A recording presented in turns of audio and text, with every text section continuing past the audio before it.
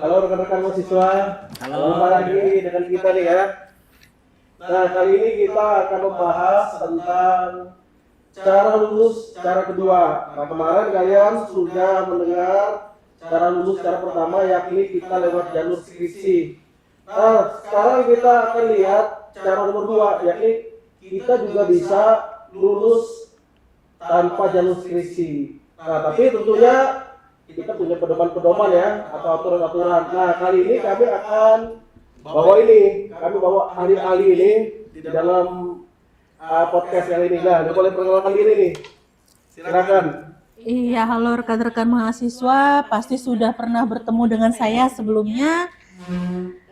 Sekali lagi saya perkenalkan, saya Nur Hayati. Pada saat ini saya bertanggung jawab untuk mengkoordinir program studi Sistem Informasi. Terima kasih. Selanjutnya, Ibu. Ya, baik, perkenalkan saya dengan Ibu Seri Jayanti yang mungkin 4 tahun ke depan akan mengelola sebagai ketua program studi manajemen informatika. Ya. Yang berikutnya. Oke, selamat siang semuanya. Perkenalkan nama saya Insinyur Abdul Hadi SMKom, Ketua Prodi Teknik Informatika. Saya akan selalu bersama kalian untuk mahasiswa Teknik Informatika. Salam kenal. Oke, kita langsung mulai aja podcast kita ya. Dari mana nih ya? Mungkin kita dari yang ringan-ringan dulu. Nah, ini mungkin siapa ya? Mungkin Nur dulu ya. Boleh. Ini kan kita punya cara lulus jalan kedua atau jalur 2, yakni non skripsi. Betul. Nah, sekarang mungkin yang ada di sini pengen tahu nih, apa bedanya skripsi dengan non skripsi? Oke, baik.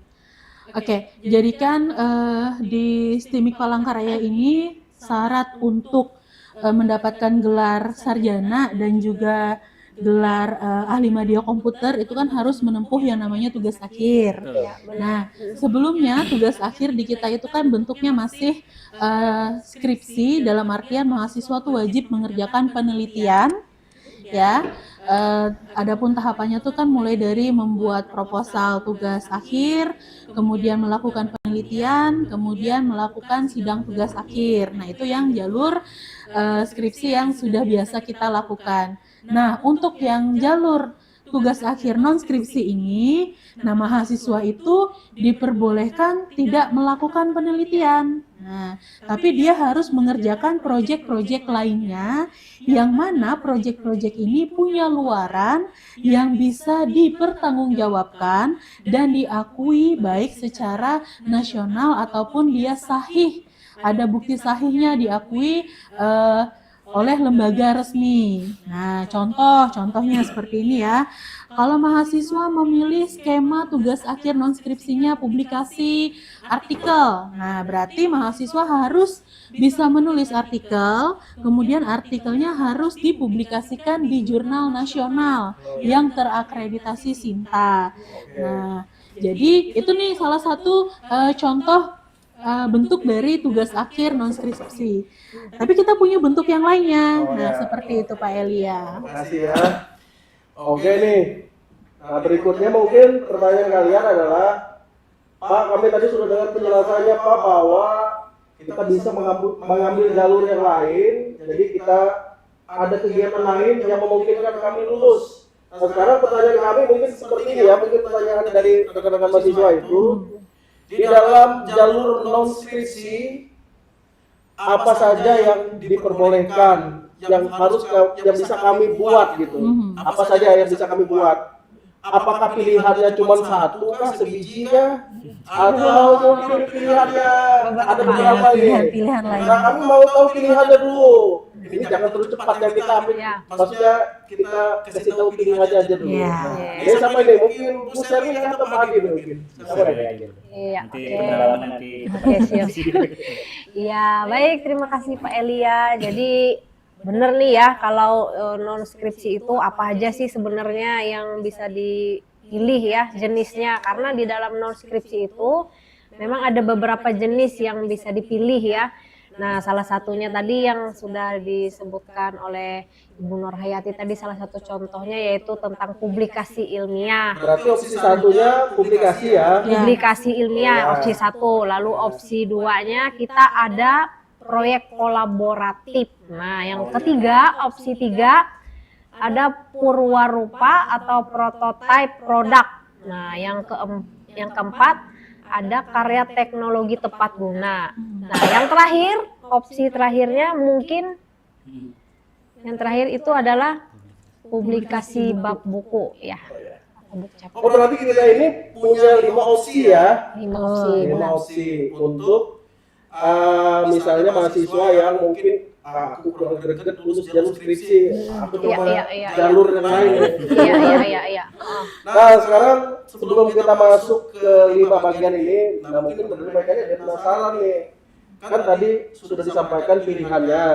Nah, sekarang yang boleh mengambil ini apakah sembarangan semester saja, lalu SKS-nya sembarangan, atau ada syarat khusus ini? Mungkin siapa nih? Pak Hadi ya? Mungkin ya? Oke, boleh.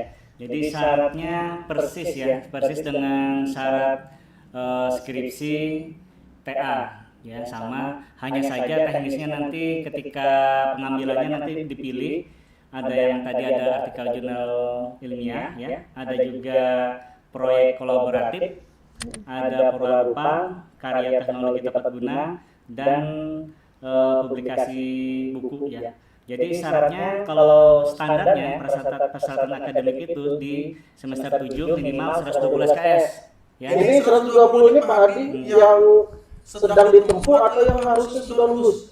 120 ini sudah lulus. Sudah lulus dan dia semester 7 ya? Semester 7. Selanjutnya Pak, IPK-nya lebih dari 2,75. Oh, Ya. artinya kalau dia di bawah itu nggak boleh jalur ini ya? Nggak boleh. Oh ya. Terus lulusnya yang penting adalah dia seperti tugas akhir biasa, yaitu pemrograman bahasa Indonesia metode penilaian itu harus lulus ya. Selanjutnya sudah dan sedang ya PKL, otomatis itu di semester berapa tuh? 7. Nah, selanjutnya administrasi ya, seperti TA biasa, SPP, SKS, biaya TA, KRS, KTM, transkrip. Selanjutnya adalah yang paling penting draftnya. Draftnya. Nah, tambahan yang baru ini Pak adalah surat keterangan lunas ya. Betul, Yang terbaru. surat keterangan lunas biaya kuliah. Seperti itu. Oh, artinya ini mirip aja skemanya dengan yang skripsi biasa ya? Kayak biasa mirip aja, cuman ini ada pilihan lain aja. Pilihan lain, Ya. seperti makanan itu ya. Oh ya. Betul. Kalau untuk D3 gimana Bu Sherly? Apa sama aja? Nah, betul, 3. Oke, kalau D3 itu karena 3 tahun ya, otomatis ini ditujukan untuk yang sudah semester 5. 5. Nah, kemudian mata kuliah SKS yang sudah ditempuh itu adalah 80 80. ya, dan masih sama IPK-nya harus lebih dari 2,75. Oke.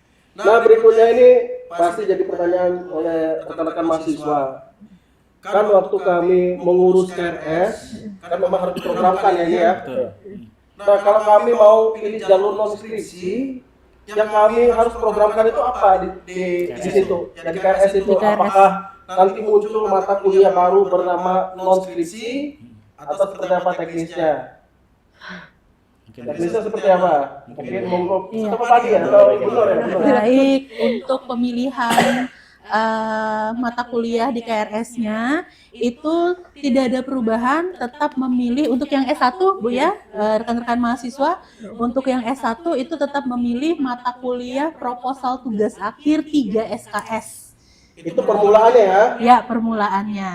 Nah, kemudian nanti itu kan di semester 7 ya. Nanti di semester 8 itu memprogramkan mata kuliah tugas akhir untuk penyelesaian proyeknya tadi, seperti itu. Jadi totalnya kalau di program S1 itu totalnya ada 9 SKS. Iya, seperti itu. Kalau D3 mirip D3 aja ya? agak berbeda nih. Agak beda. D3 ini beda. Nah, kebetulan D3 ini Pak Elia, Bu Nur dan Pak Hadi itu untuk nilai SKS-nya yaitu 4. Nah, jadi hanya satu saja mata kuliahnya yang di KRS yang disusun ya atau dipilih yaitu mata kuliah tugas akhir. Nah, jadi tidak ada tahapan-tahapan tapi hanya satu kali aja. Satu kali. Oh, ya. Di semester 5 Di semester 5 itu.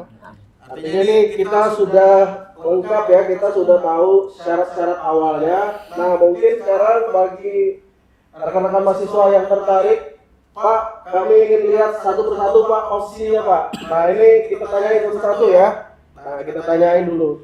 Tadi dari narasumber kita dikatakan posisi pertama ini publikasi ilmiah. Nah, sekarang Bu Nur, ini kan mungkin rekan-rekan mahasiswa ini ada juga yang mungkin tidak mengerti arti publikasi ilmiah. Nah, kalau skripsi aku yakin mereka sudah banyak ngerti, mereka bikin penelitian, nanti mereka bikin laporan bab itu 1 sampai 5 dalam lampirannya terus diserahkan selesai. Betul. Nah, kalau publikasi ilmiah ini seperti apa nih? Apa tebal-tebal juga kah? Atau gimana nih? Oke, baik. Oke, baik. Saya jelaskan terkait dengan publikasi ilmiah ya. Jadi kan yang dipublikasikan ini berupa artikel, ya tulisan ya. Nah, artikel ini cara gimana sih supaya bisa menulis artikel ini? Ya berarti rekan-rekan mahasiswa harus punya topik nih yang mau dibahas nih tentang apa. Nah, topiknya bisa didapat dari mana? Salah satu cara paling gampang untuk membuat topik penulisan artikel ini dari tugas-tugas kuliah atau proyek-proyek kuliah yang pernah dilakukan sebelumnya. Nah, seperti itu. Nah, kemudian Anda susunlah tulisan Anda ini sesuai dengan template artikel penulisan di jurnal yang Anda mau tuju. Nah, kita ambil contoh nih, misalkan sebentar dulu. Ini kan mereka bicara template ya, sebelum lebih jauh, berarti mereka ini milih sendiri ya tempatnya nanti mau publikasi kemana? Betul, rekan-rekan mahasiswa nanti pilih sendiri mau publikasinya di mana dengan catatan. Nah, ini penting nih catatannya. Tempat publikasinya ini, jurnalnya ini harus akreditasi Sinta. Sinta ini siapa ya? Nona cantik dari mana ini? Nah, Sinta ini adalah suatu lembaga yang mengakreditasi, memastikan bahwa jurnal nasional itu memang dikelola sesuai dengan standar ilmiah. Nah, cara ngeceknya gimana? Cara ngeceknya gampang. Anda tinggal kunjungi saja jurnal yang menjadi target publikasi Anda, lalu lihat di situ apakah ada keterangan indeks Sintanya. Nah, ya, peringkat Sintanya. Bagus lagi kalau ada surat SK ya, surat keterangan peringkat ya. Bagus lagi kalau ada itu. Pastikan nih ranknya antara Sinta 1 sampai dengan Sinta 6. Oke. Tapi teman-teman harus cek lagi ya, nanti kan ada pedoman yang dibagikan. Kalau bisa tembus Sinta 1 sampai Sinta 4, nanti rank nilai saya berapa?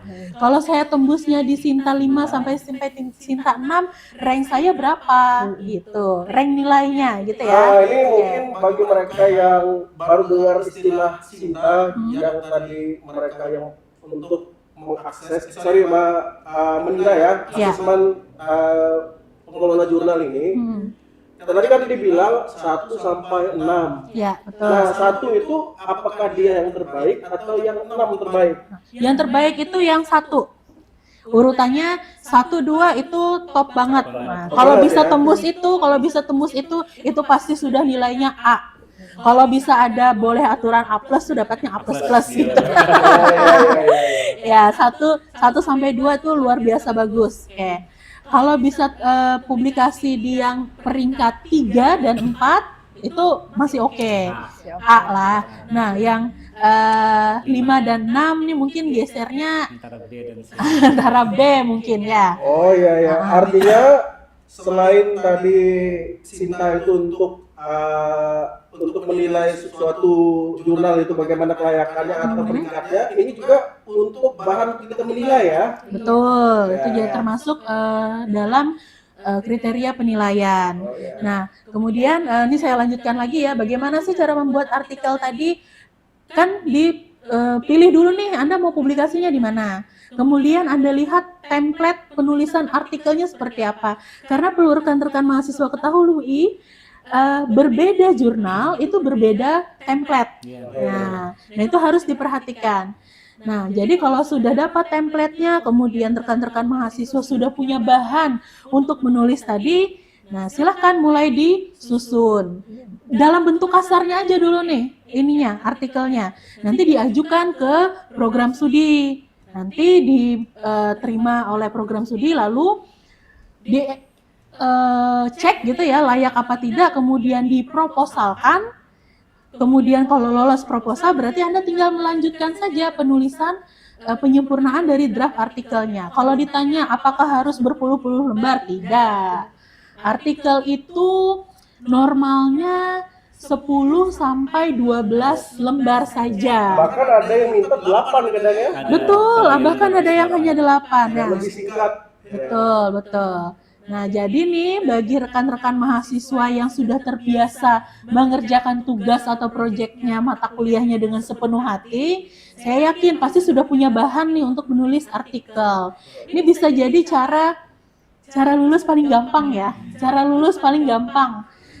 Tinggal tulis artikelnya saja, kemudian sesuaikan template-nya, bisa publikasi, kemudian bisa diajukan sebagai syarat tugas akhir kelulusannya. Oh ya, mungkin itu. ini mahasiswa ini mungkin ada pertanyaan juga di Bu Nur. Kalau di opsi pertama ini, publikasi jurnal ini atau publikasi ilmiah ini, apakah dosen itu menolong atau membimbing seperti deskripsi? Atau ini autopilot akan kerjakan sendiri gitu ya? ya. Gimana nih? Oke. Ini ditolong atau enggak nih? Oke, bagi mahasiswa yang mengambil skema tugas akhir non-skripsi, itu ada dosen pembimbingnya, ya. Nah, kemudian untuk yang artikel ilmiah ini juga mahasiswa nanti akan dibimbing dan pasti ditolong nih oleh dosennya ya, oleh 2 orang dosen pembimbing. Karena nanti pada saat rekan-rekan mahasiswa publish, kan nama penulisnya itu penulis satunya mahasiswa, kemudian penulis 2 dan 3-nya adalah dosen pembimbingnya. Oke, kalau boleh saya bilang ini adalah kerjasama tim antara dosen dan mahasiswanya seperti itu. Jadi jangan takut dibiarkan ngerjakan sendiri gitu ya, pasti dibantu. Nah ini mungkin ada pertanyaan lagi yang modelnya seperti ini Bu Nur. Kan kalau di jalur skripsi, nanti kalau mau dapat nilai, dia harus ikut sidang dulu. Nanti ada dosen yang menilainya di situ, lalu digabung nilainya, keluar nilainya antara A sampai apa C gitu. Ya. Nah kalau untuk publikasi ilmiah ini, dia itu bagaimana penilaiannya? Apakah nanti di kampus tetap di sidang seperti itu, atau mungkin kalau dia sudah publikasi langsung auto dapat nilai? Oke, baik. Ini pertanyaan yang bagus sekali nih. Dan juga ini yang bisa jadi bahan pertimbangan rekan-rekan mahasiswa nih. Kalau rekan-rekan mahasiswa ambil tugas akhir non-skripsi, rekan-rekan mahasiswa itu tidak perlu mengikuti sidang tugas akhir. Tidak ada sidang, ya. Oh ya, tidak ada sidang ya? Tidak ada sidang. Nanti kalau misalnya ada sidang, mahasiswa demo nih. Nanti bukan mahasiswa yang demo, saya yang demo nanti kalau ada sidang. Oke. Ya, jadi gini, untuk penilaian tugas akhir non-skripsi ini, ketika mahasiswa itu kan mahasiswa mengambil mata kuliah seminar proposal tugas akhir.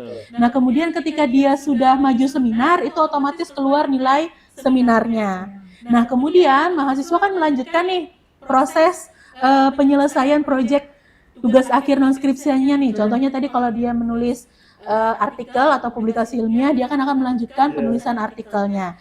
Nah, mahasiswa ini kalau artikelnya udah beres, kemudian dia submit di jurnal yang jadi tujuannya itu tadi, kemudian jurnalnya ini publish, ya, itu dilaporkan. Nah, mahasiswa ini wajib membuat laporan ringkas. bahwa dia memang sudah menyelesaikan sampai ke proses publish. Nah, itu hasil laporannya tadi dan juga publikasinya akan divalidasi oleh tim dosen pembimbingnya. Oke. Ketika validasi itu sudah beres, proses sidang. Oke, bagi yang suka, ini biasanya mahasiswa itu ada yang suka demam panggung duluan ya. Takut kalau sidang, nggak ngerti juga kenapa takut kalau di sidang ya, padahal yang menguji kan bapak ibunya itu aja gitu ya. Oh ya, ini untuk mahasiswa yang mungkin ada unek-unek atau pertanyaan, boleh ya komen di YouTube kita, atau mungkin boleh DM satu-satu atau mungkin WA kami ini. Boleh. Nanti kami baca. Tapi ini ada lumayan banyak ini ya pertanyaan di sini, tapi kayaknya tadi sudah dijawab. Ini dari Rio Julianur, dia bilang apakah harus satu penulis utama atau boleh bersama dosen? Tadi sudah dijawab ya? Sudah dijawab. Ini jawabannya apa sekali lagi? Kalau secara singkat. Jawabannya secara singkat dalam publikasinya, mahasiswa sebagai penulis 1, 2 dosen pendamping itu sebagai co-penulis atau penulis 2 dan 3-nya. Oke. Oh ya, ini ada satu nih dari John Renaldi. Ini katanya saya nggak bisa join semester atas ya Pak. Oh, Boleh, semester atas boleh. mungkin dia berpikir untuk semester 7 aja atau mungkin 7 ke atas maksudnya tadi. Boleh 7 ke atas boleh. Oh yang Ya. untuk John nih ya. Minimal berada di semester 7. Ya, minimal. Oh minimal semester 7 ya. Ya. Artinya untuk John kalau kamu misalnya sekarang semester 9 ke 10 boleh. Boleh. Ya. Selama syarat administratifnya tadi terpenuhi, jumlah SKS, kemudian mata kuliah yang sudah lulus yang wajib tadi dengan IPK minimal terpenuhi, syarat administratifnya terpenuhi, boleh ikutan. Oh ya, siap. Ini ada yang semangat nih ya, ini tadi Sita tadi sudah dibahas oleh Bu Nur. Nah berikutnya ini pasti ada pertanyaan seperti ini dari rekan-rekan mahasiswa. Nah kalau skripsi itu biasanya ada masa waktunya atau masa bakar ya maksudnya ya. Jadi kalau 1 tahun habis itu bakar ya. D3 gitu juga ya Bu Sherly? Benar sekali. Ya, Nah gitu kan ya. benar. Artinya ada masa ini ya. Nah kalau masa expired ya. Kalau jurnal ini gimana nih? Jangan-jangan waktunya malahan lebih singkat atau gimana nih? Gimana? Oke.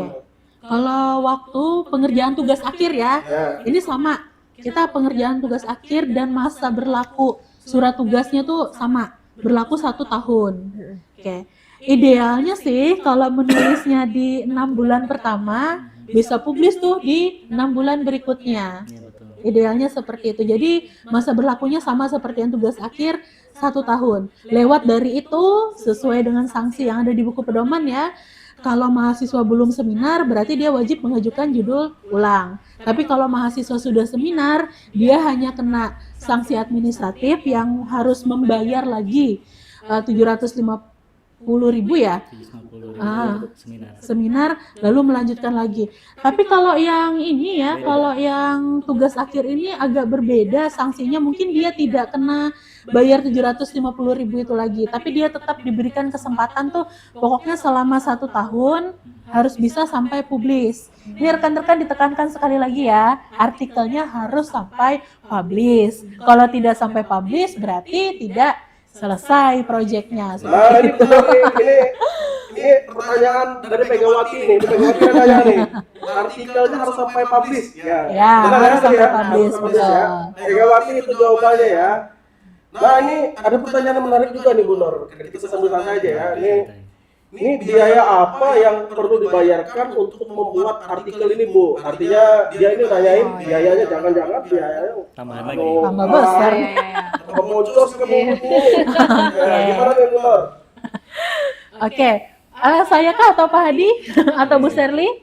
Saya boleh. Boleh Pak Hadi, oke. Ya baik, untuk biaya ya. Jadi biaya tugas akhir itu memang berbeda. Jadi tugas akhir skripsi dan non skripsi itu berbeda. Kalau tugas akhir jalur skripsi kan itu yang dibayarkan kalau di total itu 1.850.000, di mana itu dibagi jadi 750 untuk seminar, selanjutnya 1.100.000 itu untuk sidang. Ya.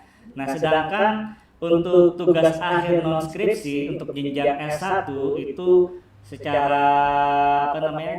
Secara lengkap sebentar. Secara administratif. Secara administratif sebentar di sini tercatat 1.075.000. Oh, ini Murah ya? lebih murah daripada ya.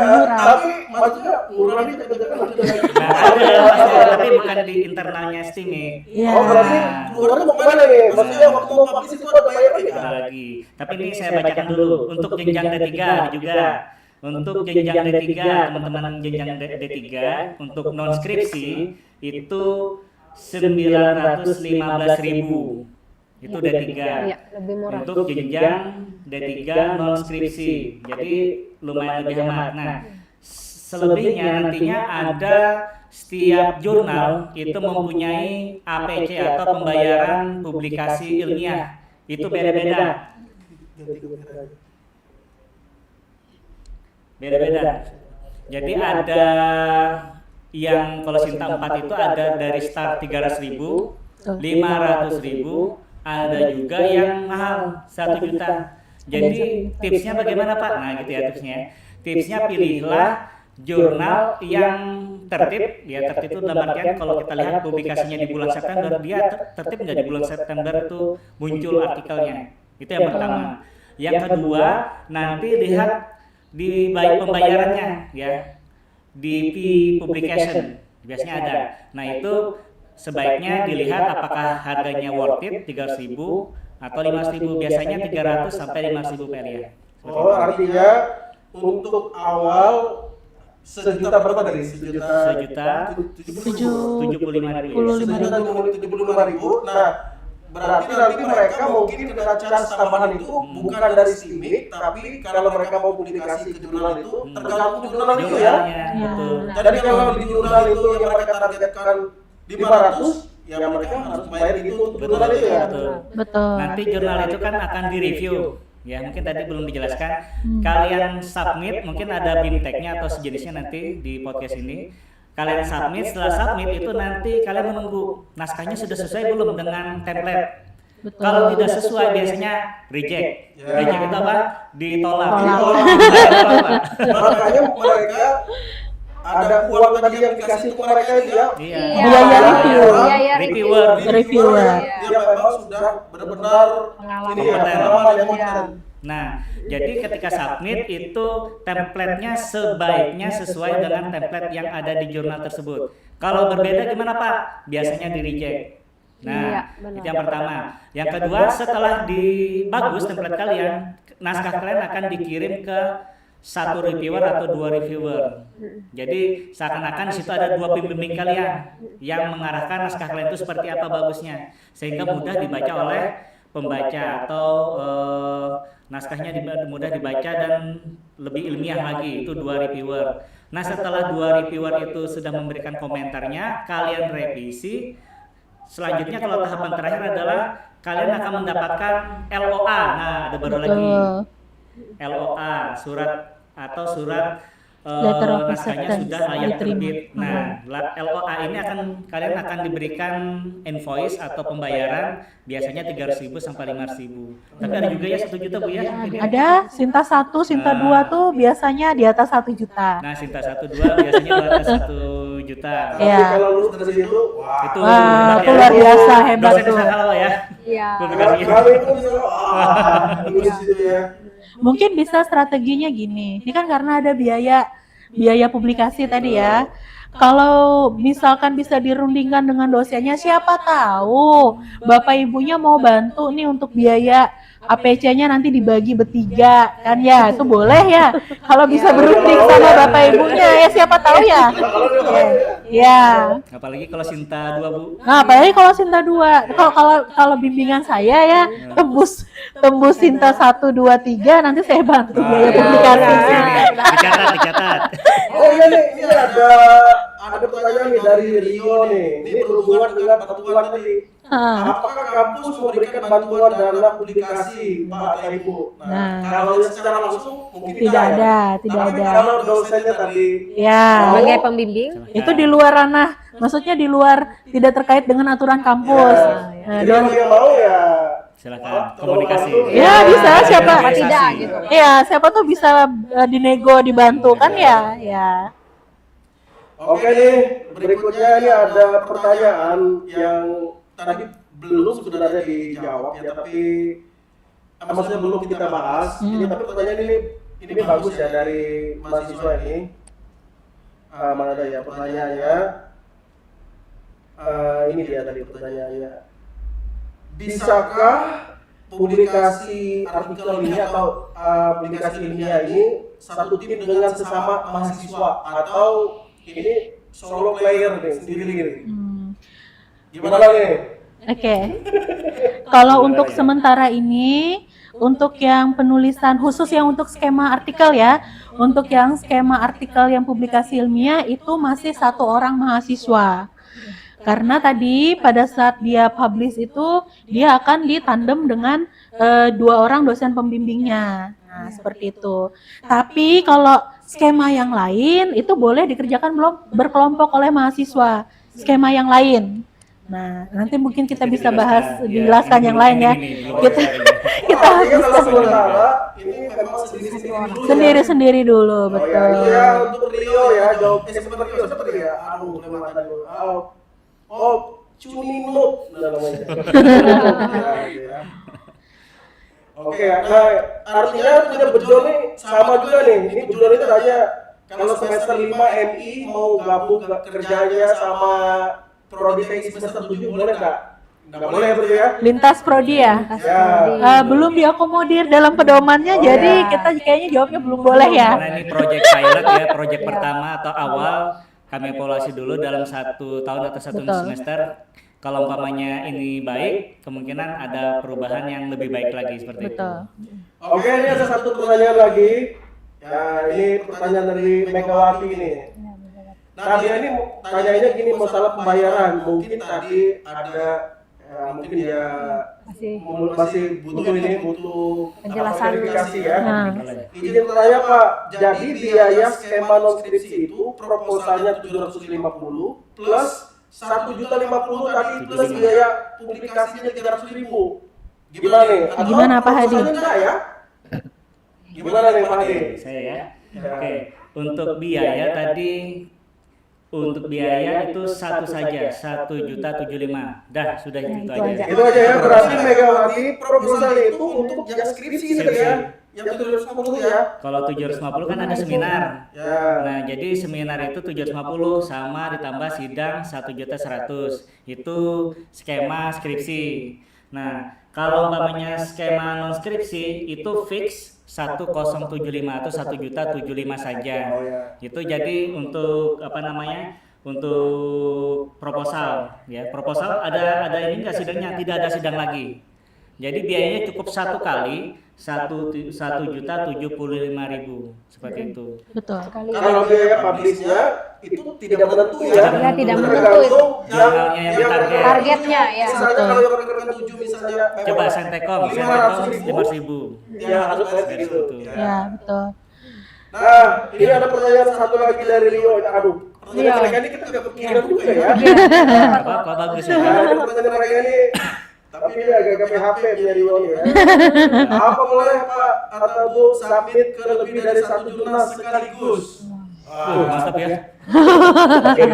Apa umum hasilnya? Ini maksudnya yang 1 jurnal apa lebih dari satu karya tadi mungkin. kayaknya Bahaya, Bu. membanjur ceritanya ya si Rio ya. Oke, silakan Pak Hadi. Oke, baru saya deh. Hah. Jadi karena etika publikasi ya, jadi publikasi itu biasanya ketika mau submit itu ada notice atau ada highlight hanya dipublikasikan di tempat itu saja. Nah, makanya kalau ketika mau submit itu sebaiknya minta bimbingan dulu sama pembimbing biar nanti dilihat apakah jurnal tersebut memang tertib di dalam aturan administrasi di perjurnalnya. Jadi disiplin, maksudnya disiplin itu mereka secara periodik mempublish jurnalnya. Yang ditakutkan itu apa? Mereka tidak apa secara periodik. Ya, Nah, itu yang ditakutkan sehingga berdampak pada waktu yang berlebih. Nah, tips kedua sebaiknya mahasiswa itu meminta nomor WA atau email ke apa namanya ke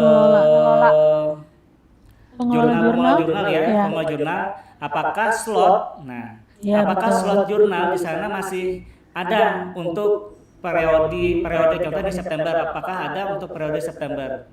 Contoh dia mau di bulan Oktober. Nah, dicek dulu apakah di Oktober itu apakah ada masih slot. Biasanya kan satu slot itu 10 artikel. Betul. Nah, apakah ada masih slot untuk masuk di artikel itu? Kalau masih ada silakan submit. Kalau tidak ada, mending cari yang lain. Daripada punya 6 bulan kemudian ya. Saya kasihan nanti. Iya. Iya. Makanya nanti mungkin dosen pembimbing juga mengarahkan terkait jurnal mana yang akan dipublish seperti itu. Betul. Oke nih, nampaknya kalau untuk publikasi ilmiah mungkin sudah panjang lebar ya, mungkin sudah banyak tadi.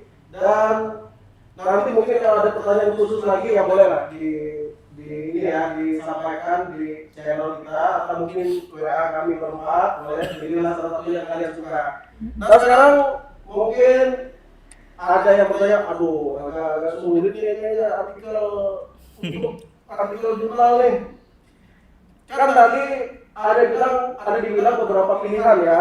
Nah sekarang ini mungkin ada yang ingin tahu pilihan berikutnya. Nah sekarang pilihan nomor 2 itu tadi dibilang proyek kolaboratif ya. Nah sekarang mungkin siapa nih mau menjelaskan proyek kolaboratif nih? Pak Hadi mungkin. Oke, baik. Saya boleh? Boleh silakan Pak. Nah, untuk proyek kolaboratif ini ada beberapa skema ya. Jadi mempunyai subtema dari proyek kolaboratif. Arti kolaboratif kan tidak sendiri tuh. Ya, betul. Nah, tidak sendiri. Jadi dia harus berkolaborasi dengan teman-teman yang lain ya. Contohnya nanti bisa melakukan riset kolaboratif ya. Penelitian bersama dengan mitra ya. Mungkin ini bisa Bu nanti yang tadi mengakomodir apa namanya? Yang berkelompok tadi. Berkelompok Betul, tadi. betul. Nah, tetapi nanti silakan baca secara detail pedomannya. Ya. Jadi bisa itu industri sama pemerintah. Ya. Betul. Jadi ini skala nasional ya. Ya. Pak, kalau misalnya internasional bagaimana? Bagus Otomatis lagi. kalian harus menyiapkan bahasa Inggris juga ya. Nah, ini riset kolaboratif. Nah, itu yang pertama ya. Yang kedua, proyek desa atau desa binaan. Ya. Ini sejenis pengembangan masyarakat ya. Atau kalau di biasanya kan PKM. Iya. Betul. Ya, PKM itu apa? Kira-kira? Pengabdian kepada masyarakat ya. Pengabdian kepada masyarakat. Nah, pengabdian kepada masyarakat kan nggak mungkin sendiri ya. Iya. Jadi punya tim sehingga apa yang ada permasalahan di masyarakat atau di ekonomi UMKM atau sejenisnya itu bisa diselesaikan seperti itu. Betul. Nah, ada juga nih proyek kewirausahaan. Nah, yang sudah usaha nih. Ini bagi yang suka Berbisnis, jualan-jualan ya. Betul. Nah, dia seperti membuat startup itu kan bisa. Selanjutnya pengembangan usaha produk jasa, melatih inovasi bisnis terutama yang terkait bisnis digital seperti itu. Nah, itu bisa ya. Untuk lebih jelasnya nanti dilihat pedoman berapa orang ya. Selanjutnya penyusunan profil analisis organisasi penciptaan aplikasi. Nah, ini biasanya ke pemerintah ya biasanya aplikasi-aplikasi organisasi. Kalau kita kan lebih banyak di pemerintahan seperti itu. Betul. Oke, itu lumayan tadi bentuk kolaboratifnya ya. Jadi ada beberapa hal tadi sudah disampaikan oleh Pak Hadi. Nah mungkin ini pertanyaan dari mereka, kan misalnya contohnya, Pak, kami ini tertarik riset kolaboratif gabungan ini Pak. Misalnya ada teman kami di kampus lain atau di tempat lain, kami mau riset bersama. Ya. Nah sekarang gimana cara kami bisa lulus gini? Maksudnya kami ini lulusnya harus kasih apa sih ini gitu? Apakah riset ini kami kolaboratif ini kami kasih laporan juga baru kami lulus, atau kami harus bikin program lalu kami lulus Pak? Oke, baik. Nah mungkin ada pertanyaan gitu ya. Itu terkait luaran ya. Kalau tadi artikel ilmiah luarannya adalah naskah yang muncul ya di jurnal, di artikel. Sudah dipublikasi ya. Publikasi, bisa dibaca. Ya. Nah, itu artikel ilmiah. Ya. Kalau di proyek kolaboratif itu luarannya berupa yang pertama lumayan ini, tapi dia mudah, MOU. Dia harus bekerja sama dulu kampus lain.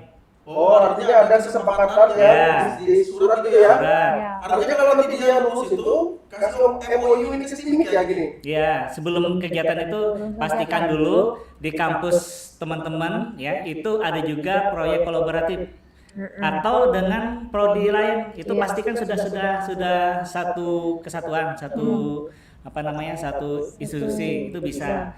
Nah, itu tidak perlu MOU lagi ya. Jadi tinggal melakukan saja. Tetapi kalau berbeda contoh instansi ya, Pemerintahan. atau pemerintahan atau UMKM Industri, itu harus mempunyai MOU. Nah, MOU MOU ini ini apa ya? Jangan lagi. MOU ini apa? surat kerjasama intinya. Kerjasama ya? Nah, otomatis apa yang dipanjang dulu apa? Memorandum of Understanding. Iya, Intinya surat kerjasama Kerjasama. resmi ya. Ya, resmi. Nah, ini nanti dibantu oleh Ibu Catherine. Catherine. Mana Ibu Catherine? Ada nggak di sini? Ibu Catherine, saya halo dulu. Nah, dibantu ya Bu Catherine ya. Nah, selanjutnya setelah MOU itu nanti ada tindak lanjut. Maksudnya tindak lanjut ketika kalian sudah MOU, kalian sudah boleh melakukan proyek kalian ya. Proyek kalian setelah jadi ada namanya implementasi arrangement. Nah, itu lagi bahasa Oh, iya. atau disebut IA. Hasil dari proses kolaborasi tadi. Ya, Nah, implementation tuh. Eksekusinya. Jadi MOU, IA, selanjutnya nantinya disusul lagi karena ini proyek kolaboratif. Ini kan MOU IA nih bisa dibantu oleh Ibu Catherine. Nah, selanjutnya kalau luaran yang paling utama adalah hak cipta. betul. Hak cipta. Oh, itu ya. Mungkin bisa teman-teman dari peradilan nanti menjelaskan hak cipta itu seperti apa sih? Banyak ya yang bahas Ya, ya. ya. Nah, inilah yang laporan luaran utamanya adalah hak cipta. Jadi satu lembar saja luarannya. Ya, Hasilnya seperti apa, luarannya seperti apa nanti satu lembar. Dan itu berbayar. Artinya nanti dari hak cipta ini dan MOU tadi dikasih ke prodi. Nanti ini yang untuk bahan kita menilai ya. ya. Oh, Benar ya. sekali. Mereka ini susun laporan kan nih, Pak? Laporan ringkas aja, Ringkas ya. aja. Laporan Laporan ringkas. ringkas. Semua serba ringkas kalau Ringkas. yang apa Iya. non skripsi ini. Kalau skripsi kan Panjang. biasanya berapa senti lah. Ya, kalau ini paling ya Ada yang paling satu lembar. 20 halaman 20 mungkin ada yang halaman. 1 lembar, benar. Ada yang hanya mungkin 2 lembar mungkin, enggak ding, Sama 4 tangan. lembar mungkin sama cover depan, Ya. tempat tanda tangan, nah itu. Artinya ini sebagai ini aja penegasan aja ya. Ini artinya boleh lebih dari satu orang mahasiswa di dalamnya. Sangat-sangat boleh. Ada maksimalnya nggak? Jangan-jangan mereka belum pulang. Ya, 3 orang Tiga maksimal. Ya, 3 orang kita maksimal. cut 3 orang Bu ya. Ya. Semuanya kita cut 3 orang, 3 Ya. mahasiswa. Betul, 3 mahasiswa dan 2 dosen pembimbing. Oh ya, ini ada pertanyaan dari Fajul. Fajul. Pertanyaannya gini, untuk proyek kolaboratif ini topiknya ini apakah harus sesuai dengan jurusan ya atau konsentrasi dia sama ini? Misalnya contohnya sistem cerdas atau jaringan, atau bisa dia nih geser ke tempat lain ini. Oke, baik. Yang penting kalau umpamanya di teknik informatika itu sebaiknya karena kolaboratif itu nggak mungkin ya. Saya contoh TI, nanti dia kolaboratif sama di SI atau MI. Di SI nanti ada UI UX. Ya. Saya membuat aplikasinya. Itu otomatis sesuai lintas prodi saja. Yang penting core teknologinya itu tidak keluar dari itu. Seperti Betul. itu. Dan izin menambahkan Bapak, karena ini proyek kolaboratif itu kita harus mempertimbangkan kebutuhan mitra. Betul. Jadi yang kita lihat itu kebermanfaatan dari apa yang kita lakukan ini untuk mitra itu seperti Berarti apa. kontribusi ya. Ya, kontribusi dampaknya berdampak ya sekarang ya. Nah, Kontribusi. jadi lebih diutamakan itu dampaknya ke masyarakat itu seperti apa. Nah, Oh iya, oke. Artinya tadi untuk penegasan aja, terus sekali lagi kalau ditanya, Bu, Pak, berapa jumlah mahasiswa di dalam satu kelompok itu? Jawabannya berarti maksimal 3. ya. 3. Kalau dia solo sendiri, terus kawannya orang PR misalnya, atau dosen PR atau dosen yang lain, boleh? Dosen boleh Bu? Atau mungkin siapa yang lain di sana? Ini, oke. Atau ini mahasiswa kita aja dalam sini? Untuk yang pilot project ini masih mahasiswa kita dulu. Mahasiswa dalam lingkup STIMIK seperti itu. Oke. Nah biaya, ini kan hak cipta ini ada biayanya nih. Biaya yang dikeluarkan untuk pengurusan hak cipta ini ditanggung oleh tim. Nah, jadi kalau misalkan tadi ada tim mahasiswanya bertiga, berarti yuk boleh bagi 3 nih ininya, apa namanya, biaya penerbitan hak ciptanya. Biasanya berapa menurut kisarannya? Kalau di lewat institusi ya, kalau di bawah institusi untuk hak cipta program komputer itu 300.000. Kalau tidak lewat institusi itu 600.000. Wah, lumayan tuh selisihnya. Makanya tadi apa namanya, penerbitan kita prosesnya lewat UP3M supaya bisa murah dan nanti di hak ciptanya itu ada lisensinya itu di bawah STIMIK. Nah, untuk nama-namanya, nama-nama ini pemegang hak ciptanya itu nanti adalah 3 orang mahasiswa ini plus 2 orang dosen pembimbingnya. Oke, seperti itu. Oh iya, siap. Oke. Atau misal gini ya, ini kan kalau kita berbicara tentang hak cipta program komputer, kalau misalkan dia bikin program ya, itu biayanya kurang lebih seperti itu tadi. Siapa tahu nih ya, kita nggak tahu ya yang namanya kreativitas mahasiswa ini kan kadang-kadang kalau inspirasinya bagus, luar biasa ya. Siapa tahu bisa menciptakan produk baru atau menemukan sesuatu yang baru dan mau dipatenkan. Jadi namanya hak paten. Hak paten itu juga boleh, bisa diakui nih sebagai luaran ini ya. Betul, disetarakan. Nah, hak paten ini prosesnya juga sama, nanti mengajukannya lewat UP3M. Hanya biayanya saja yang berbeda. Kalau ditanya biayanya berapa, itu tergantung pengurusannya bagaimana.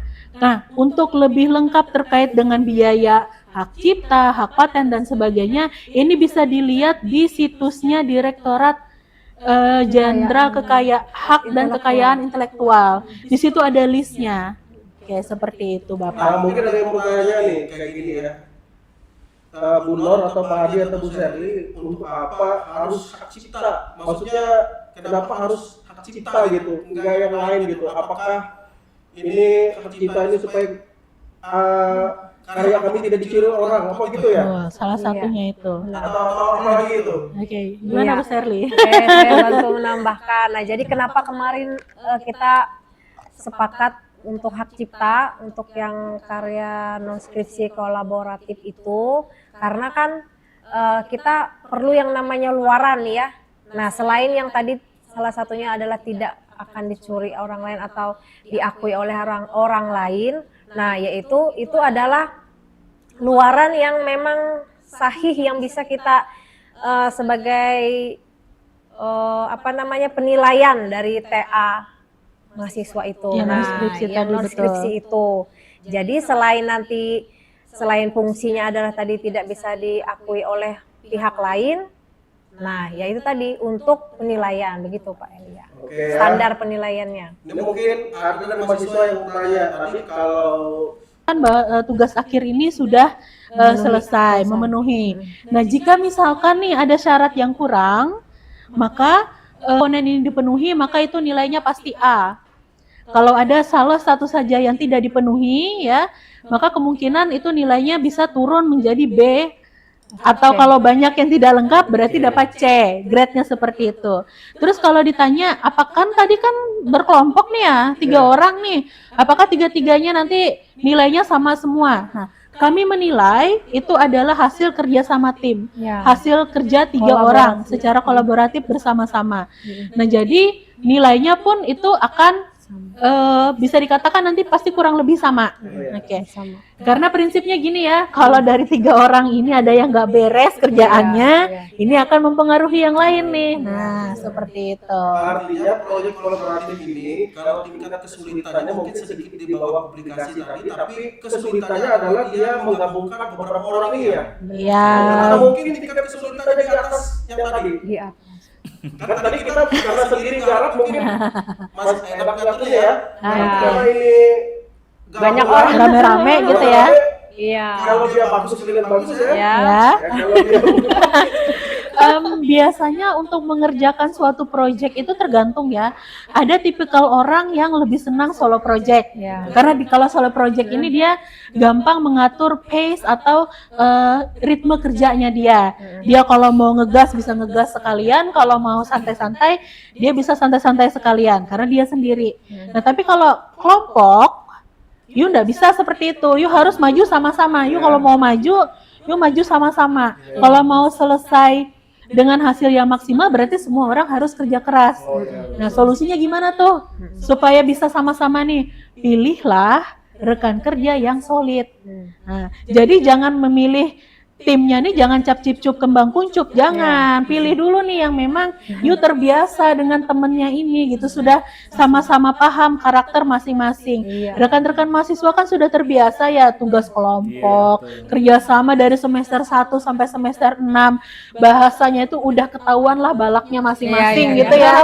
Kekurangan kelebihannya sudah ketahuan. Nah, sama ini mungkin menambahkan, jadi karena sudah tahu ya expertise di bidang masing-masing. Contoh saya lebih ke web, pengembangan webnya. Nanti ada teman saya tuh yang lebih ke UI UX. Nah itu dibagi tuh antara pengembangan UI UX-nya siapa, antara yang membuat webnya siapa, antara yang mengujinya aplikasinya siapa itu dibagi saja. Jadi 3 personel ini pastikan solid ya. Tidak hanya web aja semuanya. Ternyata dia nanti ada yang pincangnya di desainnya. Betul. Nah, seperti itu.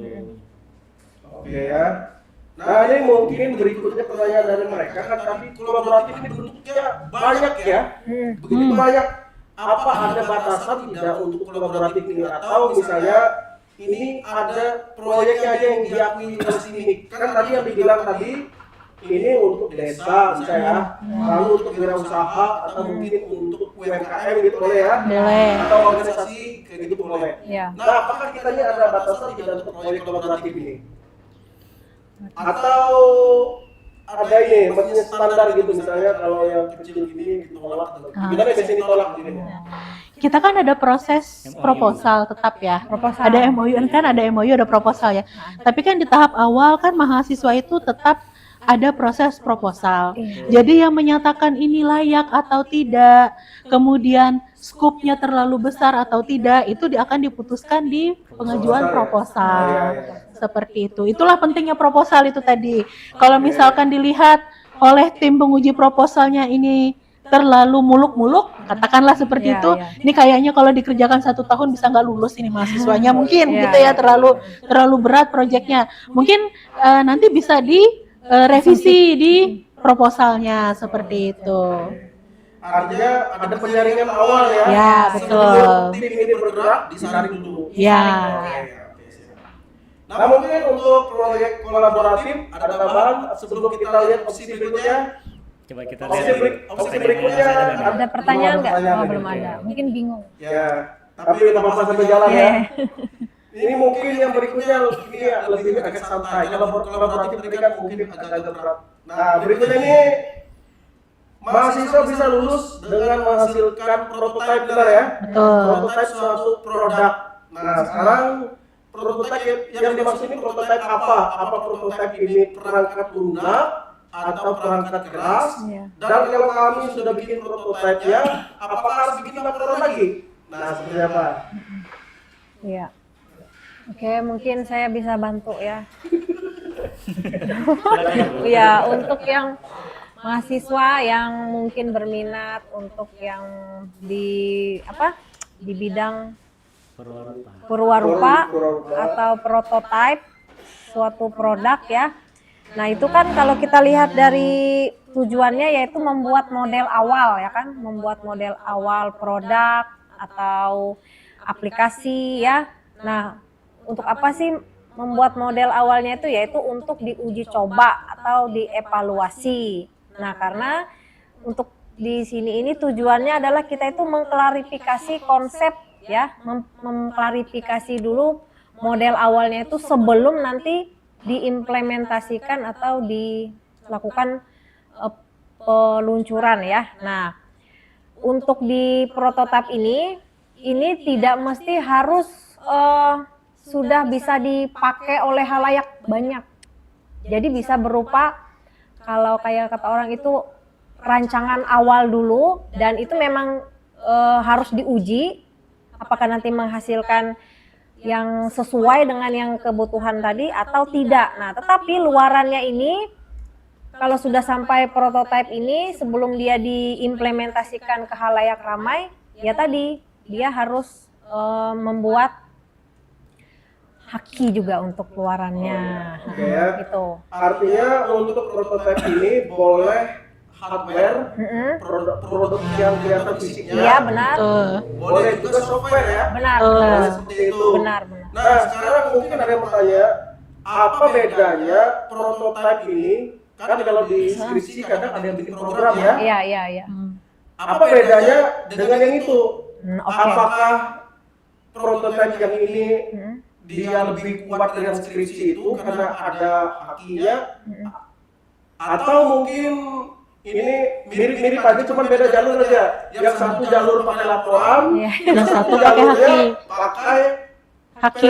verifikasi orang Iya, itu saja. benar. Iya. Betul. Benar Apa kan? gitu aja jalurnya? Ya. Iya, iya. Sedikit banyak memang itu Iya. perbedaannya, karena kalau dia menggunakan jalur skripsi, otomatis yang menyidang atau yang Memverifikasi. memverifikasinya ya 5 orang Penguji. kalau S1 ya, kalau D3 3 orang penguji. Nah, sedangkan yang melalui jalur non skripsi yang akan memverifikasinya itu berhak atau tidak dihakikan ya pihak badan Direktorat Jenderal Hak Kekayaan Intelektual. Oh, jadi bedanya di situ ya. Iya, Artinya benar sekali. Mereka misalnya, aduh, panjang laporan ini. Iya, iya, iya. Iya. Aku pede produk ini. Nah, Langsung ke langsung ke sana aja. Nah, boleh. Boleh. Pakai jalur ini. Boleh. Ya. Pakai jalur ini ya, jadi Iya. aplikasiku oke, gas kirim ke sana, aku pede lulus ya. Iya. Nah sekarang kalau prototipe ini supaya dia dianggap lulus dan dia dapat nilai, apa saja yang dokumen yang harus didapatkan? Apakah dia harus dapat kertas itu tadi, kertas Haki haki tadi itu ya. tadi, Ya. atau gimana? Dokumen apa yang harus dia kasih ke prodi supaya dia dapat nilai? Oke, karena ini adalah prototipe, ini biasanya hasil dari dari pemikiran atau ide atau gagasan mahasiswa itu sendiri ya, yang kemudian dia dia rancang ya. Dia rancang menurut ide atau pemikirannya sendiri, otomatis apa yang harus dipersiapkan yaitu ide dulu ya, lalu nanti ada berupa tahapan dari prototipenya tadi.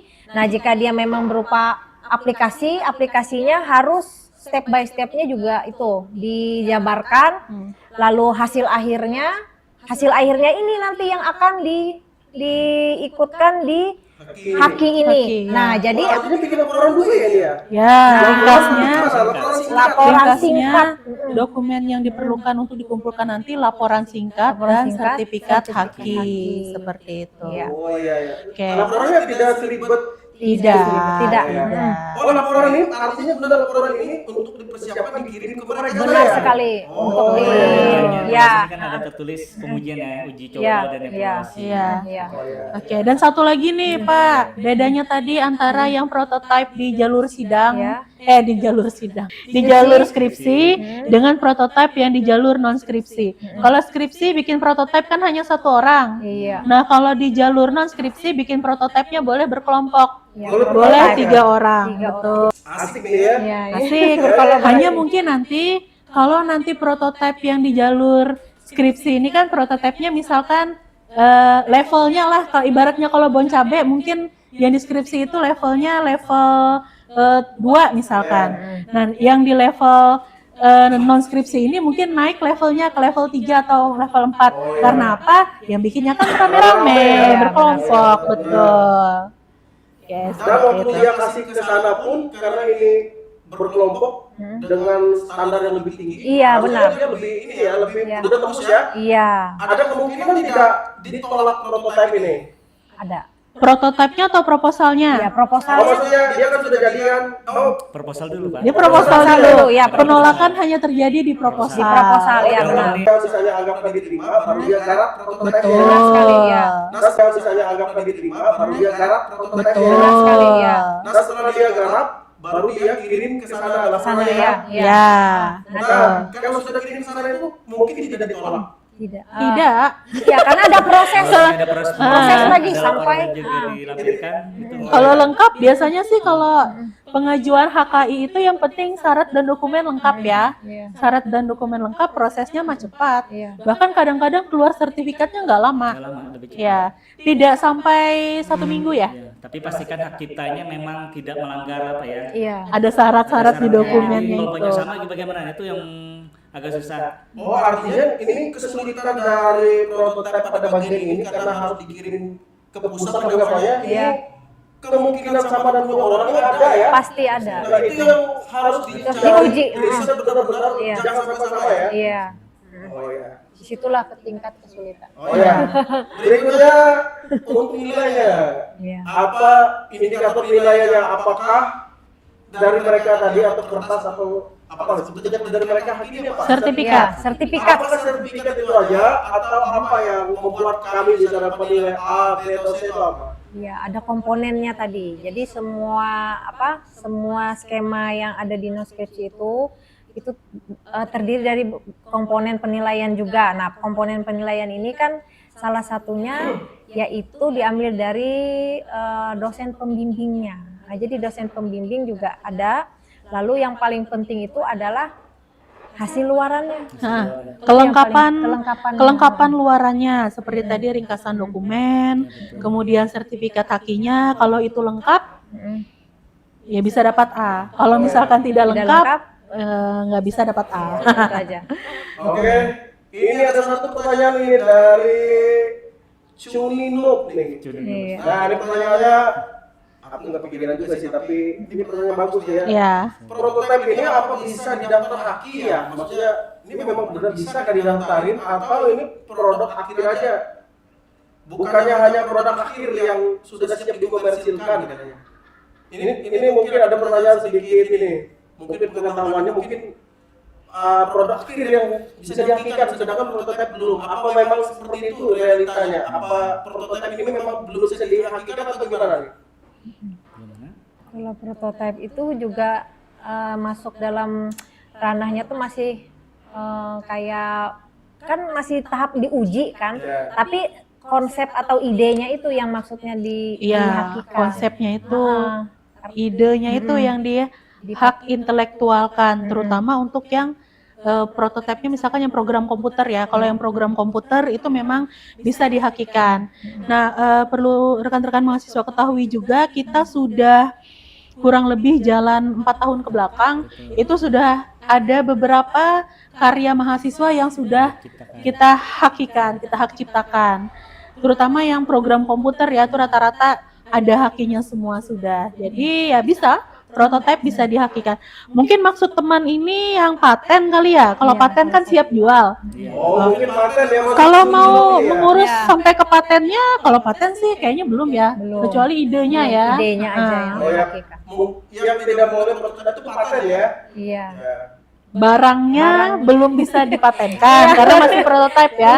Tapi kalau ide hak ciptanya bisa. Ya, bukan itu nanti idenya itu diambil oleh Ya, Takutnya itu. idenya diambil orang. seperti itu. Oke ya. Untuk prototipe ini ada tambahan nggak nih dari Pak Adi, Bu Selly atau Bu Nur? Kalau dari aku tadi rasanya sudah Jelas aja. Jelas ya. Mungkin ada Pak Adi deh. Kalau prototipe sih lebih banyaknya di perancangan ya nantinya, perancangan Iya. atau juga nanti yang suka IoT itu bisa tuh ya untuk mengambil skema ini perwarupa atau prototipe sehingga prototipe yang diusulkan idenya itu bisa diciptakan. Ya. Gitu. Intinya idenya. Oh ya. Siapa tahu ada yang bisa menciptakan alat apa gitu kan ya. Iya, benar. Dalam skala kecil dulu uji coba, nanti kalau sudah bisa menghasilkan itu bisa dihak patenkan. Dihak Kalau Betul. dihak patenkan itu malah lebih bagus Bu ya. Lebih Iya. bagus lagi. Ya. Oke, Ini sudah mantap ya, kita nih mau marah-marah juga nih. Ya mudah-mudahan di sini rekan-rekan mahasiswa bisa masih tapi ya. Kita membahas santai aja ya dulu mah. Kalau kami kan di sini harus duduk ya, tiduran aja. Jangan seperti tiduran ya. Jangan tidur. Ya, jangan tiduran. Kita masih punya Dua sekarang lagi. Dua opsi lagi kalau yang ini yang kalian Tunggu. ya. Ya. Cocok untuk kalian. Dua opsi lagi. Nah, berikutnya ini opsinya adalah karya teknologi tepat guna. Nah, sekarang ini karya teknologi tepat guna ini apa bedanya dengan prototipe tadi? Oke. Apa bedanya dengan skripsi yang membuat program? Bukankah skripsi yang membuat program tadi dia berguna juga untuk masyarakat ini? Nah, sekarang apa bedanya ini? Iya. Oke, baik. Ya. Boleh saya ya. Oke. Ya. Secara ringkas tuh gini. Dari judulnya tuh kan karya tepat guna ya. Kalau ditanya apa sih bedanya dengan membuat produk atau program aplikasi atau mungkin hardware gitu yang di jalur skripsi. Nah, jadi begini ya. Kalau di jalur skripsi itu kan biasanya mahasiswa itu kan harus lihat objek penelitian ya. Objek penelitian ini perlunya apa gitu. Lalu kita nih datang itu membawakan solusi untuk masalah objek penelitiannya. Nah, kalau yang di skema non skripsi ya, barang yang dibuat atau software yang dibuat oleh mahasiswa ini itu memang benar-benar bermanfaat dan memang harus diaplikasikan di masyarakat. Ya, misal kalau mau membuat sistem informasi pengelolaan dana desa misalkan. Ini sistem informasinya nih setelah dibuat nih memang benar-benar dipakai di dana desa sana. Bukan hanya dikasih lihat Bapak Ibu, saya sudah selesai bikin sistem informasi, kemudian ini laporan tugas akhir saya. Nah, tidak seperti itu. Kalau karya tepat guna ini you bikin barang, you bikin aplikasi, ini memang harus diserahkan ke sana, ada berita acara serah terimanya dan memang benar-benar dipakai di sana. Tepat dan berguna. Nah, tuh bedanya seperti itu. Anggapannya ini versi yang lebih lengkap dari skripsi lagi ya. Betul. Jadi kan skripsi kadang sampai testingnya ya. Betul. Yang ini sampai dia penyerahannya. Betul. Berarti benar-benar sudah ditesting beberapa kali. Ya. Lalu diserahkan. Ya, memang Dan benar-benar digunakan dipakai. juga. Dan digunakan. Ya, Harus digunakan. dan benar-benar dipakai di sana. Makanya bagi rekan-rekan mahasiswa yang mau ambil skema karya teknologi tepat guna, you harus benar-benar datang ke masyarakat dan you memang harus benar-benar teliti mereka tuh perlunya apa. Kemudian yang akan Anda buat ini memang harus benar-benar bisa memecahkan solusi, memecahkan masalah. Memecahkan masalah buat mereka di sana, begitu. Misal nih ada contoh ya, ada kasus kemarin kan kita sudah ada MOU dengan desa apa itu yang di ada tuh. ada apa lagi? Bahu Palawa, betul. Bahu Palawa itu kan mereka punya misi mau membuat desa wisata. Nah, misal ide aja ya teman-teman ya. Oke, jadi di desa ini mereka punya misi jadi desa wisata.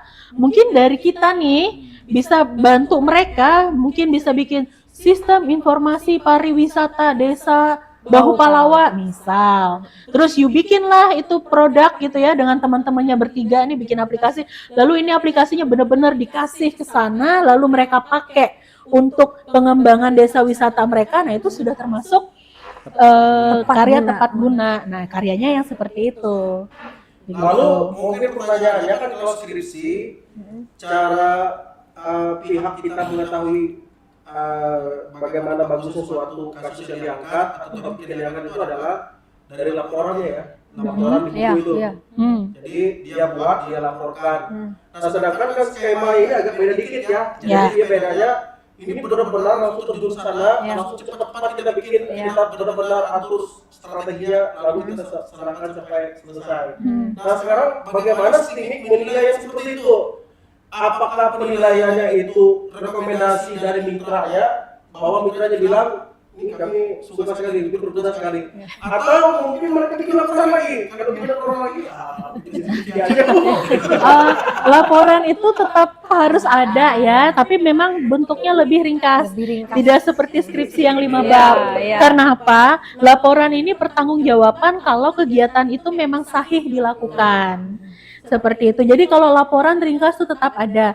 Kemudian untuk unsur komponen penilaian untuk karya teknologi tepat guna, itu memang ada salah satu indikator penilaiannya adalah kebermanfaatan dari aplikasi ini di masyarakat. Seperti itu. Kalau tidak salah itu poinnya besar, bobotnya besar, Bu Sterli ya. Besar. dan mana kalau maksudnya tahu ini bermanfaat, apakah mitra yang harus kasih ini? Atau Salah satunya ada ya. kuesioner gitu ya? Atau ada kuesioner, kasih kuesioner seperti orang PKL itu, seperti PKL itu bukan ya? Kan ada Ya, kalau di dalam tahap pengembangan perangkat lunak, saya ambil contoh yang pengembangan perangkat lunak ya. Dalam metode waterfall ataupun metode RAD, itu kan ada yang namanya testing dan implementasi, gitu ya. Ada yang dia di testing lewat entah itu black box ataupun white box, ada pengujian. Kemudian kan setelah diujikan dan direvisi, ada lagi kan dilempar kepada pengguna kan, respon pengguna. Nah, kita bisa tahu ini bermanfaat apa tidak kan bisa dilihat dari respon pengguna ya. Nah, ini nanti makanya teman-teman yang ngambil skema ini, kuesioner respon penggunanya tuh harus benar-benar disusun dan harus benar-benar you kasih ke sana. Tidak Artinya, bedanya kalau mungkin ditanya apa bedanya ini karena teknologi tepat guna dengan skripsi itu, mereka ini yang pertama boleh berkelompok ya. Boleh berkelompok, lalu laporannya memang tidak setebal skripsi. Dia harus ada kayak respon dari mereka juga. Betul, real, datanya tuh harus real ya. Berarti ini sebenarnya mungkin agak ada sedikit kemiripan, tapi bedanya ya karena ini bisa bareng-bareng 3 orang tadi ya. Betul, salah satunya itu. Kolaboratif itu bisa bareng, tapi kalau karya teknologi tepat guna itu masih 1 atau 3-nya pertanyaan juga nih. Ya. Ada yang oke. Gimana kalau yang sama proyek kolaboratif itu bedanya? Kalau TTG ini apakah 1 atau bertiganya, ada yang nanya juga. Kalau di pedoman itu seingat saya boleh berkelompok. Yang tidak boleh berkelompok itu yang publikasi ya, dengan magang kalau nggak salah. Tapi kan magang belum jadi prioritas kita Pak ya. Betul. Oh, tapi mungkin bedanya sama kolaboratif itu, yang kolaboratif tadi minta hak ya. Hak Ya, kita minta haki betul. Tapi yang ini Harus lebih penilaiannya lebih Implementasinya terpakai nggak? mereka Menggunakan gitu. mitra ya. kontribusi ke mitranya. Satu verifikasinya ke lembaga hak Ya. kekayaan intelektual, Ya. satunya ke mitra. Ke mitra. Oh, mungkin itu bedanya ya. Mungkin ya seperti itu. Betul. Iya benar. Ini sebenarnya gampang ya bagi rekan-rekan mahasiswa yang mungkin dari daerah. Betul. Lalu di daerahnya itu atau di desanya atau di kampungnya itu ada masalah. Iya betul. Nah, karena nih masalahnya adalah di kampung saya sendiri, di rumah saya sendiri, harusnya lebih menguasai tuh. Dan harusnya pengerjaan proyeknya lebih mudah ya, lebih leluasa ya, seperti itu. Oke, ini karena sudah membara ini ya, penambahan lagi. Sebelum kita pasti terakhir ini Udah mulai sudah membara. sudah mulai panas. Makasih juga. Ada tambahan nih. Kayaknya jelas tadi ya. Jelas kayaknya. Nah, ini yang terakhir nih. Ini yang terakhir ya. Kalau kalian cocok untuk terakhir ini. Yang terakhir ini kayaknya agak-agak udah nggak tahu juga ya. Udah gitu ya. Ini bikin buku. Nah, bikin buku ini apa sembarangan buku kah atau buku yang macam apa? Dan ada standar tidak buku ini atau kami buku sembarangan lalu kami kasih ke sini jadi buku atau ini harus dapat nomor ISBN atau dia ini sudah benar-benar dicek oleh editor. Nah, ini yang mana nih? Iya. Oke, mungkin publikasi bab buku atau book chapter itu pastinya tidak hanya buku ya dicetak di mana? Dicetak di litab ya, lalu. Jadi hampir sama dengan artikel ini ya. Jadi nantinya kalian ada wadah tempat untuk publikasi buku itu. Nah, yang dipublikasikan itu apa gitu ya? Yang dipublikasikan itu contoh kalian mempunyai project ya. Project yang tadi project yang sudah kalian lakukan ya. Selanjutnya project tadi kalian buat buku. Karena project itu bagus ya. Kalian implementasikan biar karya kalian ini bisa dibaca oleh orang melalui buku. Seperti itu ya. Nah sekarang gimana caranya buku ini bisa dapat serial atau ISBN itu? Apa maksudnya kepanjangan ISBN itu ya? International Serial Book Number ya? Ya, International Serial Book Nah, Number. gimana caranya supaya dapat ini? Apakah kami harus datangin tempat percetakan yang publisher yang terkenal seperti Andi dan lain-lain, atau kami datang nomor sendiri gitu? Mungkin tahapan selanjutnya dari kami Prodi mungkin membuat beberapa MOU untuk publisher ya, untuk mempermudah mahasiswa juga, sehingga nantinya kalian tinggal mau publish di mana nih, harganya berapa di tempat buku itu. Mungkin ada beberapa buku ya, nah, publisher lah yang menyiapkan ya. Untuk biayanya berapa? Untuk biayanya nanti per publisher itu beda-beda, hampir sama dengan artikel ilmiah. Untuk biayanya tergantung dengan publishernya. Nah, untuk publishernya mungkin nanti dirilis. Salah satunya ada publisher kalau kita sekarang belum ada Bu ya, untuk publisher di Kalimantan Tengah. Kalau yang di Kalimantan Tengah belum ada. Ya. Coba nanti kita cari kembali yang mudah. Kalau di online itu banyak ya. Banyak. Nanti kami rekomendasi deh beberapa publisher atau buku. Nah, untuk yang menerbitkan ISBN itu publisher. Ya, jadi kita publisher. Di sana juga naskahnya direview. Iya, betul. Dicek sama editornya. Jadi Nggak bisa tidak sembarangan. kasih acak dulu ya. Iya. Langsung terbit tidak mungkin. Karena mereka juga mempunyai nama. Kalau namanya naskahnya kurang bagus bisa juga tidak diterbitkan, Pak. Iya. Nah, naskah buku ini bisa juga dengan ide pikiran. Betul. Tetapi nantinya akan berbeda nilainya. Contoh dia membuat sesuatu, dibuat buku, itu bisa jadi dapat A. Karena kan idenya berdasarkan hasil project. Hasil project kan lumayan ya. Betul. Itu bisa dapat A. Tapi ada juga hasil pemikiran, hasil analisis yang yang memandu untuk teori. Nah, itu bisa ke B ya, kalau tidak terlalu dalam. Tapi kalau misalnya dalam banget teori yang dia paparkan, melebihi dengan melebihi dari kapasitas pembuatan project, nah itu bisa jadi A juga, teorinya lebih dalam seperti itu. Betul. Nah, untuk sertifikatnya biasanya ISBN publisher itu memberikan hak key juga, Pak. Iya, dari publishernya tuh. Paket. Jadi nanti yang harus dikumpulkan kalau buku PDF-nya, ada muncul ISBN-nya, ada muncul juga hakinya. Betul. Biasanya ada hakinya, karena mereka takut juga ya. Ya. Takut juga yang publisher kalau umpamanya tidak dihak ciptakan malah muncul di punya Tempat lain berbahaya nanti. Nah, itu. Seperti itu. Oke, kalau buku ini kira-kira dari pengalaman yang pernah bikin buku ya, aku belum pernah sampai tembus ini ya, karena ini yang mungkin yang pernah ini mungkin Pak Hadi ya, tembus jadi ya. Apakah mungkin naskah seseorang itu langsung ditolak oleh pihak ini publisher tadi, atau bagaimana caranya? Apakah kasih proposal dulu kah ke publisher lalu diterima, atau kayak apa, atau mungkin ini skemanya gimana? Jadi mahasiswa bikin buku terus coba dikasih ke pembimbing gitu ya, lalu coba dilempar ke publisher kayak gitu ya, atau gimana caranya? Jadi aturannya tetap proposal ya, Proposal ya.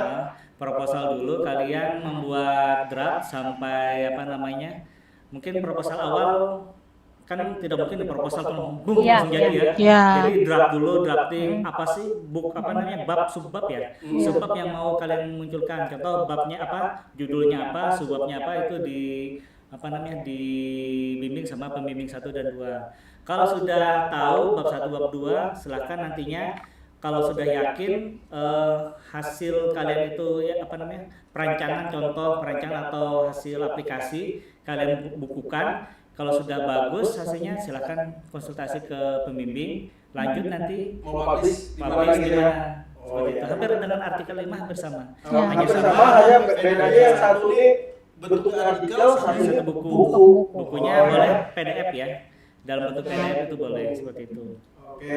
Nah, ini mungkin pertanyaan nih, kan biasanya buku itu ada untuk dicetak ya. Nah, lalu bayarnya mahal atau enggak ini kalau buku ini? Ya tergantung harga publishernya ya. Iya. Tapi yang pengalaman ini tadi gimana tadi? Biasanya buku itu akan mahal jika kalian mencetaknya kurang dari 10. Iya. Ya. Nah, tapi rekomendasi kita awal itu cukup buku digital. Nah, itu Ya. akan murah. Yang penting buku digital sudah ada nomor ISBN-nya, sudah ada hakinya, itu sudah cukup.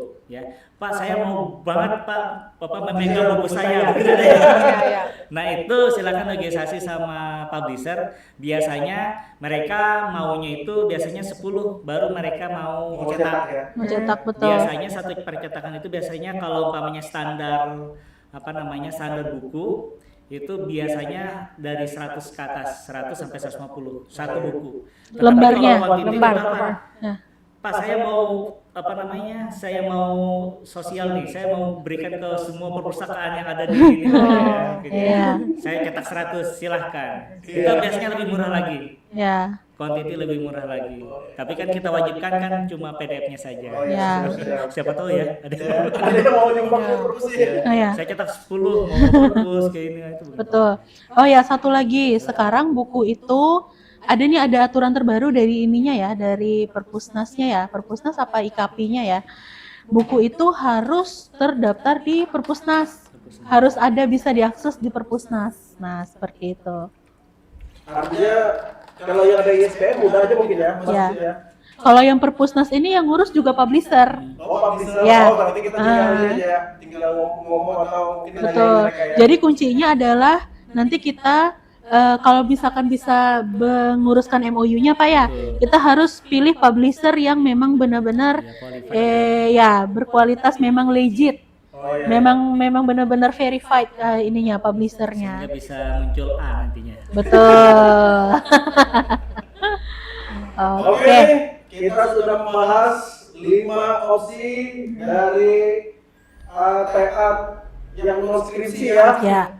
Tadi pertama ada publikasi ilmiah, ada proyek kolaboratif, ada prototipe, ada karya teknologi tepat guna dan publikasi buku.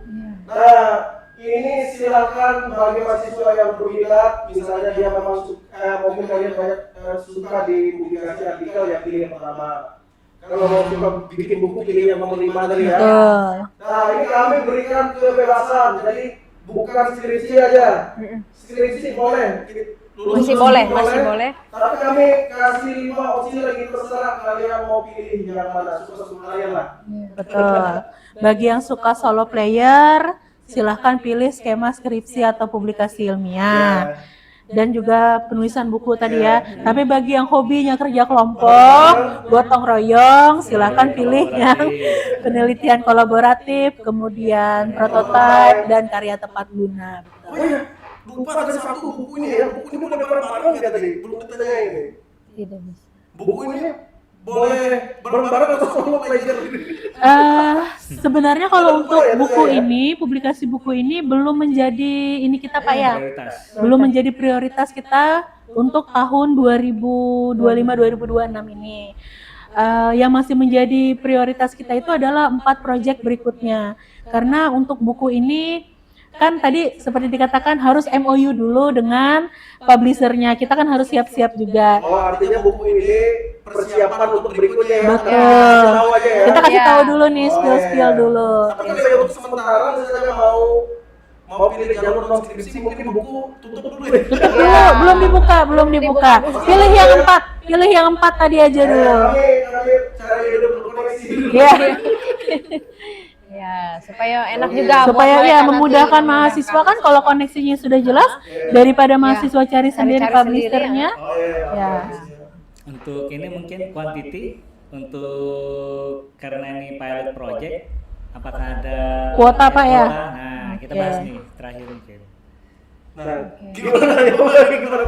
Aduh ya, apa gimana ya? Nah, jadi kalau di catatan sebelumnya tahun pertama itu kan kita tidak mungkin yang membuka full ya, Semuanya. karena kita Oh, harus berarti mengevaluasi Ada kuotanya untuk Ada kuota tiap-tiap dulu. skema. skema ini, opsi tadi ya? Ya, Oh iya iya. jadi tahun pertama untuk pilot project itu publikasi ilmiah itu 5 mahasiswa.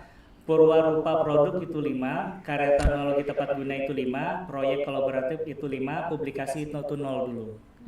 Nanti dari prodi akan mengevaluasi dari skripsi tugas akhir dan skripsi ini, sehingga nantinya di genap 2026 itu akan kami tambahkan lagi, tetapi dengan versi evaluasi seperti itu. Ya, Oke ya, untuk sementara Cepat-cepatan berarti. Lima, lima. Cepat-cepatan. Ya, jadi cepat-cepatan. Tapi ini di publish dulu Pak di ini ya apa Informasi. daftar informasi kuotanya. Ya, Oke, kuota. boleh. Nanti kita buatkan ini deh Ya. video Ustaz, ini lima itu prodi. per prodi. Perprodi. Perprodi, ya. prodi. Nah. Jadi prodi TI, SI, MI, publikasi ilmiah itu 5 ya. Oh, ya. Purwarupa itu 5, karya teknologi tepat guna itu 5, proyek kolaboratif itu 5. Seperti itu. Oke. Gimana ada lagi? Kita sudah Sudah ya. gitu. Ya, terima kasih ya untuk narasumber Bu Nur, Bu Zeli dan Pak Adi. Iya. Dan juga untuk rekan-rekan mahasiswa tadi sudah dipaparkan untuk opsi non skripsi. Mudah-mudahan nanti kalian yang tertarik ya bisa coba join ya. Mudah-mudahan nanti tidak kehabisan kuota. Dan kami mengucapkan mohon maaf kalau ada kekurangan. Misalnya nanti ada pertanyaan, silakan bisa langsung datangin kami karena mungkin